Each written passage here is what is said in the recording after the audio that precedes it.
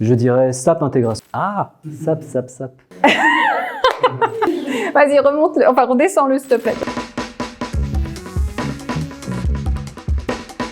BTP. SAP, BTP. BTP, Business Technology Platform.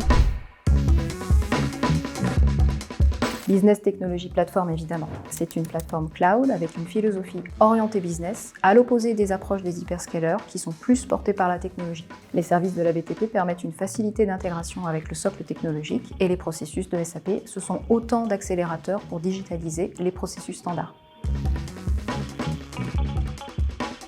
Ce langage a été bousculé au fil des évolutions produites par SAP. La stack Java, Fiori et son JavaScript, le cloud et les nouvelles technologies. Mais le langage ABAP reste au cœur de l'ERP SAP. Son runtime a même été porté sur la BTP. Finalement, le langage ABAP ne meurt pas. Il se maintient, il s'adapte. Les deux, bien sûr. Depuis 2022, SAP S/4HANA permet de développer et faire fonctionner le code ABAP selon les configurations, soit sur un runtime ABAP sur BTP en mode sidecar, soit en embarqué dans le ERP Cloud, private et public edition bien sûr, en mode embedded. Ce qui signifie pour les développeurs une approche unifiée pour le développement ABAP sur le cloud en utilisant les API, les points d'extension SAP public et le modèle RAP, RESTful Application Programming pour l'ABAP. Je dirais SAP Intégration Suite, une solution basée sur le cloud offrant une connectivité plus large, des modèles d'intégration basés sur des API et sur des événements, une configuration et une maintenance plus simple que sur SAP NetWeaver PI.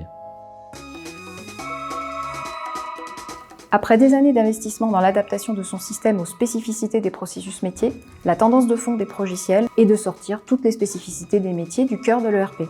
La notion fondamentale ici est de garder le cœur propre en s'appuyant sur BTP pour étendre les processus standards sans impacter les futures montées de version. HANA est une base de données de nouvelle génération dite in-memory, apportant une plus grande célérité d'accès aux données. SAP BTP l'accepte nativement, mais il reste possible d'exploiter des bases de données tierces hébergées par AWS, Azure ou autres GCP et accessibles via un service de type proxy.